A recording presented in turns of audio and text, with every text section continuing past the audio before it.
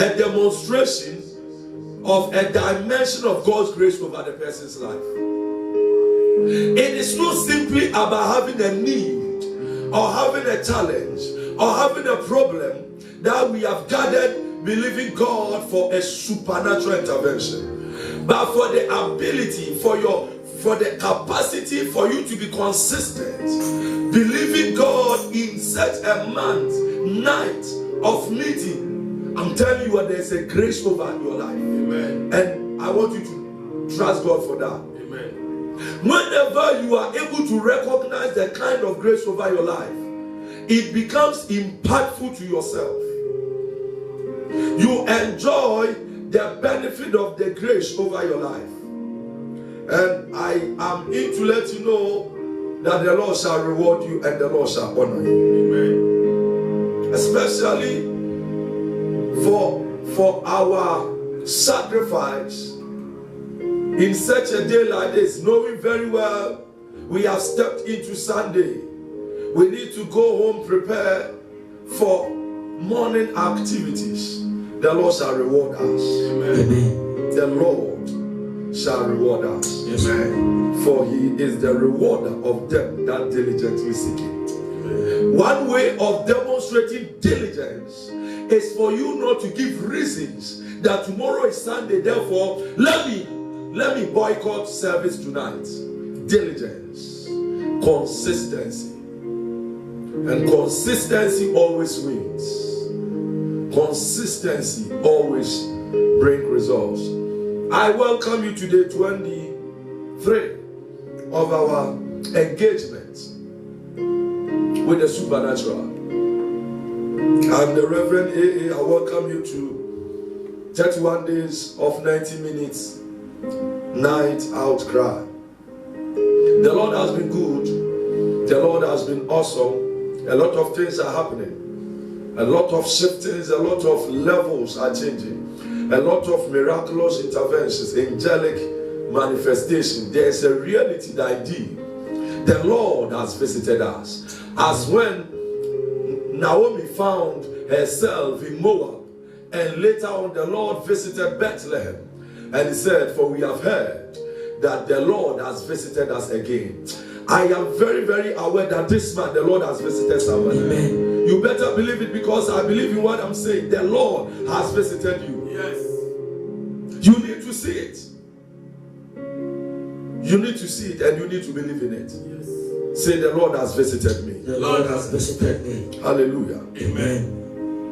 We thank God for the life of our General Overseer, Apostle Livers Governor, for the blessings, for the grace of God over his life, sustaining us and keeping us for the work of the ministry. We welcome you and we bring you greetings from God. We bring you greetings from the leadership of this dynamic ministry, apostolic and prophetic ministry of our time. May the Lord grant us the grace and the strength for this morning. Are you ready? Yes. Now, let's see what God has for us. Say, I'll pray. I'll pray. No laziness. No laziness. No excuses. No excuses. For my destiny, For my destiny is in my hands. is in my hands. I must contend I must contend for it. for it. Can you quickly switch me to Deuteronomy? Is it 2:24? It's not part of it, but I'm just receiving. Let me build it and we come. It says, rise, take your journey. Life is a journey. Nobody will rise for you. Nobody will take. You see, the era of you becoming lazy, you are harming your destiny. You are harming your generations. You are harming your future. Today it may be better, but remember, we are contending not against flesh and blood, but against powers, principalities. And they neither sleep nor slumber. They are working assiduously, working diligently to ensure that somebody falls down. His enemies came to sow tares in the night. So God is saying that rise, wake up from your sleep. Stop that laziness, stop that reason. Yes, there is pain, we know, but He says rise. We have few hours for the day to break out. You are feeling sleepy, but I say rise, take your journey. So when it comes to destiny, it doesn't mean that God is not aware of our limitations. It doesn't mean God is not aware of our challenges. But all that it says that your destiny is far brighter than what you are doing. Therefore, rise, take your journey. Wherever you are saying, I will take my journey. I will take my journey. Hallelujah. Amen. God sympathizes and empathizes with our trauma, with our traumatic moment. But it is not what will change the status quo. The Bible says we do not serve a high priest who is not moved, who is not touched with our weaknesses. He knows the feelings, he knows our experiences here in this depraved world. But that is not what will inform him to change his mind. Until a man knows the place of his life and rise, things will forever be like that. So he said, rise, take your journey and cross over the river Arnon. Life is a journey. You need to cross mountains. You need to cross rivers. You need to cross oceans. You need to jump valleys before you come to the level of the playing ground. You need to cross all these things before you come to your Canaan land. He said, look, I have given into your hand. God has always given us what we are. That is why yesterday the Lord was saying, it is right in you. But how will you actualize it? How will you manifest this? It takes diligence and a concrete and concerted determination to bring the land, to bring the deposit into reality. He said, I have look at what you are believing him for. Look, it is there, it is right close to you. Look at it. And it's not far from you. And yesterday God made us to be aware that it's not anywhere, it is not far. The kingdom is in us, God is in us, the Holy Spirit is in us, Christ is in us, and therefore the miracles are in us. So he says, look, I have given into your hand Sihon the Amorite, king of Heshbon, and his land. That is, I have given your enemies, I have submitted your enemies into your hands. And everything that they have, begin to possess it and engage him in battle. So tonight we have come to possess. And wherever there is an engagement of battle, we need to battle. Why?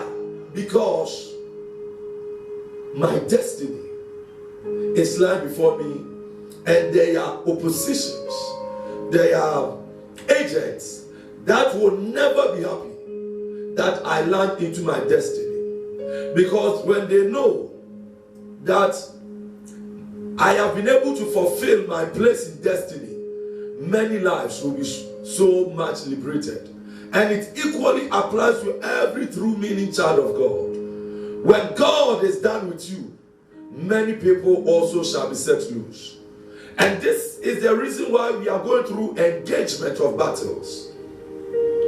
So you need to understand the rules of engagement of life. Back to 2 Corinthians. So he said, rise, take your journey. So we are here because we are taking our journey. So in 2 Corinthians chapter, for indeed, when we came to Macedonia, our bodies had no rest, but we were troubled on every side. Outside were conflicts. In the family are conflicts. In the workplace are conflict and confusion. In the church is conflict. In the political terrain is conflict. So in the marriage is conflict. The relationship is conflict. In your friendship is conflict.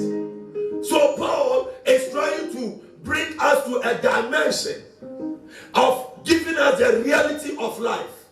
For indeed, when we came to Macedonia, indeed when I started the job, for indeed when I got married, I thought that when I get married, everything will fall in pleasant places. I thought that when I get married, the boundary lines shall fall for me. I thought that when I get married, I will easily get myself all that I need. Little did I know that even when I get married, there will be battles I need to contend. For indeed, when we came to Macedonia, our bodies had no rest. Somebody, you have come to a position where your body is having no rest, but still there's hope for us.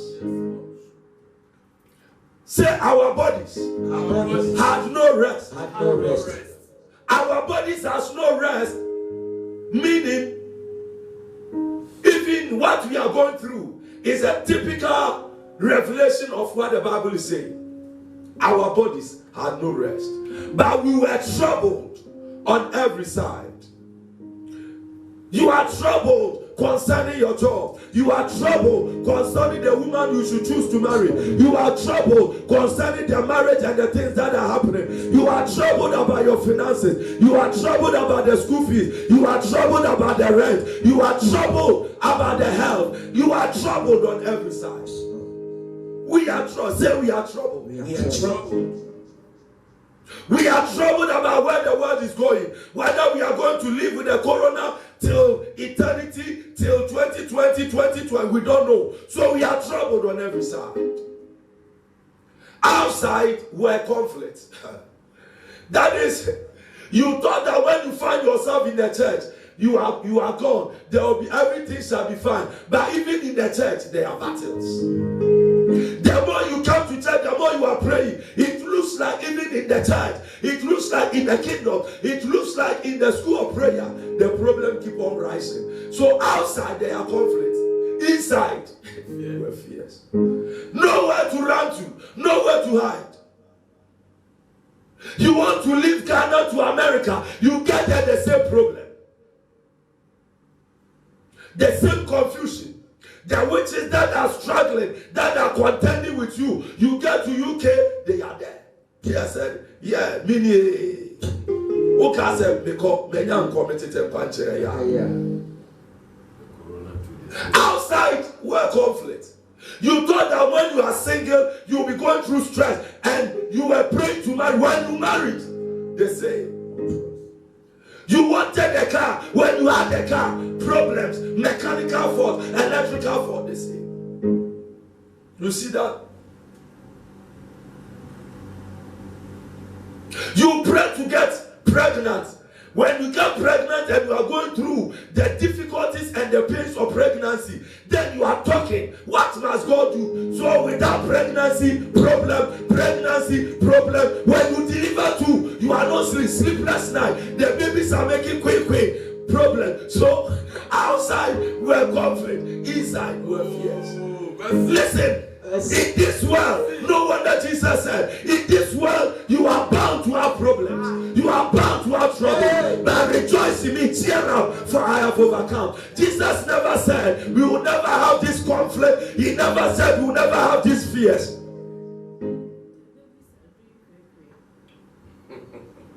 Where are you running to? There's no peace anywhere.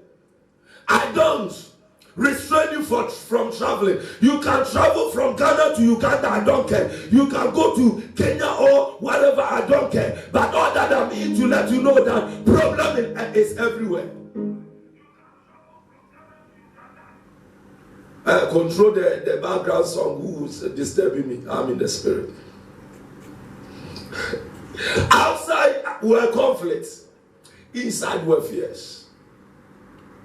When you are not married, people are talking. When you marry, people are talking. When you are short, they talk. When you are tall, they talk. When you are asleep, they talk. When you are fat like the one sitting there, they talk. What therefore must we do? Outside were conflict, inside were fears. That is life. So Paul was narrating the ordeals of men. When you go to church, they say you love God too much. You love church too much. When you don't go to church, they say you don't like God. There is nothing in this world that is not guided by attacks and battles. Say, I love you, Lord. I love you, Lord. So I have been telling you how the word nevertheless is able to reconcile two opposite coins.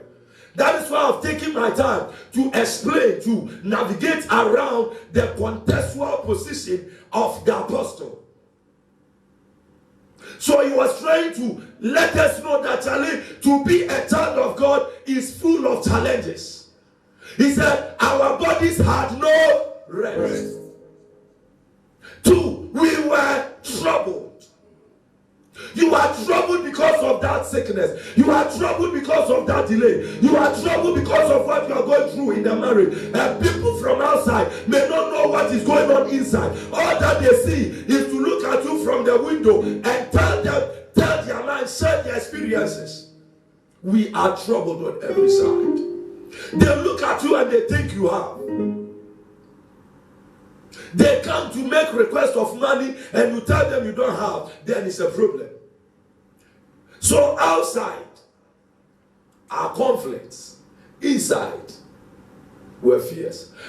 But I said, nevertheless, God, that despite our bodies having no rest, despite we being troubled, despite we having conflict, despite we having fear, nevertheless, it means this morning, whatever the restlessness, whatever the trouble, whatever the conflict, whatever the inside fear, there is a word coming from God. So he said, that notwithstanding, he said, in spite of all this acrimony, in spite of all these challenges, in spite of all these nightmares, in spite of all these things that you are going through in the relation, you are going through in the job, business is not coming, contracts are not coming, the marriage is not sweet as you want it to be, and God is saying, nevertheless, it doesn't matter what you are going through, nevertheless, it doesn't matter the delay, nevertheless, it doesn't matter the pain, nevertheless, he said, nevertheless, God.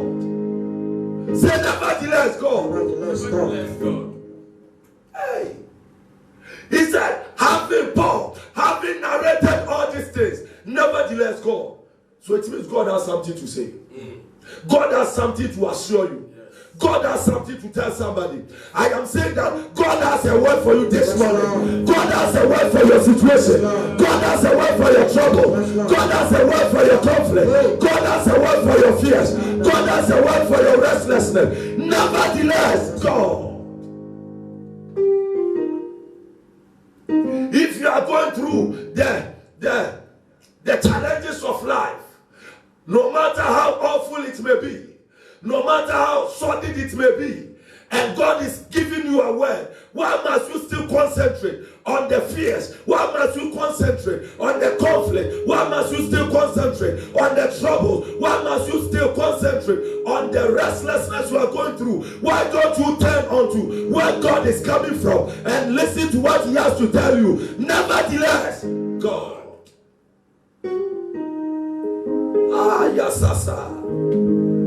Nevertheless, God. Nevertheless, God. There's an assurance for somebody. The assurance will lift you from the dunghill. The assurance will lift you from the dunghill. It will lift you from your challenges. It will lift you from your sorrowful experience. Nevertheless, God. Why is nevertheless here? He is trying to he is trying to prescribe a solution, a way out, an alternative for all the things that they went through. What were the things? The inside challenges and the outside challenges, the troubles and the restlessness.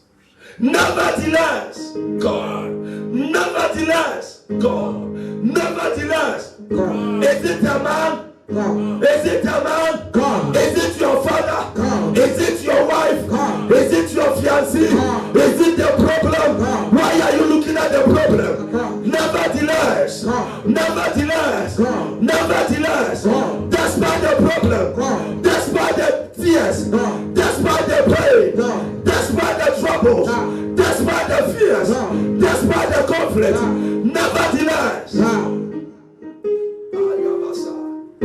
Let me let you know and guarantee your life that this morning, no matter the storm and the wind, nevertheless, your mind, your thoughts, your heart must be so much preoccupied with God.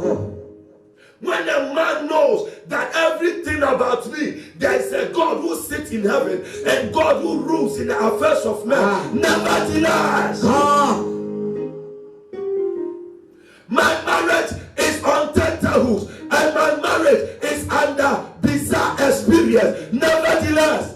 My health is under attack. Nevertheless, there is a delay in me getting married. Nevertheless, there is a delay in my consumption. Nevertheless, there is a delay in my pattern of education. Nevertheless, I do not have school fees to pay my bills. Nevertheless, I need to get a car, but they are challenging. Nevertheless, my rent has expired. Nevertheless, I am sick and suffering. Nevertheless, the medical bills is expensive. Nevertheless, now life is about whom you know. If you don't know anybody, it looks like you not find and get contract. But nevertheless,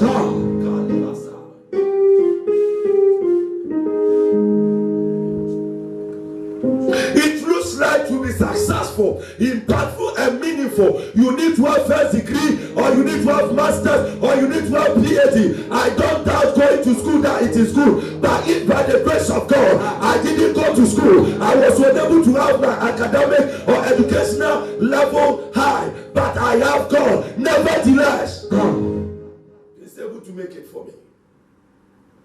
We praise God for those who are there. But once I never had opportunity, I will look unto God, the joy of my salvation. Nevertheless, and look at he said, who comforts the downcast? Yes, Lord. God is about comforting you and your family. In the name of Jesus. When God comforts you, Right. it means He's giving you the solution. Amen. He's giving you the remedy. Right. He's giving you the way out. He's giving you the way of escape. He's giving you the resource. He's giving you the tangible answers. Nevertheless, God who comforts. Their bodies had no rest. They were troubled. Help were not coming. When they go inside trouble, when they stand outside trouble, but there was a God who is able to comfort the comfortless. There is a God who is able to answer them who have no helper. There is a God who is able to support and provide for the orphan, provide for the widow, care for the needy. He is the same God who comforts the downcast. Why are you thinking that you are down? There is no help. He said, nevertheless, God, I may not have any man to support me. Nevertheless, God. Yes, I know God works through men to men, but if I don't have anybody, I don't know anyone, I will look unto the God of my salvation. Remember the Bible said, I will lift up my eyes unto the hill, from whence cometh my help. My help cometh from the Lord. If this morning I don't have any help of man, nevertheless, God. If I don't have anybody to sponsor, anybody to pay my bills, anybody to support me, I will look unto the Lord. I will look unto the heaven. I will lift up my eyes unto the heaven. Nevertheless, who comforts the downcast? Why are you troubled? I sympathize with you. But this morning, I came to let you know, it doesn't matter the challenges, it doesn't matter the pain, it doesn't matter the years that it has lasted. Nevertheless, God who comforts, that is those who are down, those who cannot rise up again, those who don't have helping hands, those who are calling and screaming and shouting.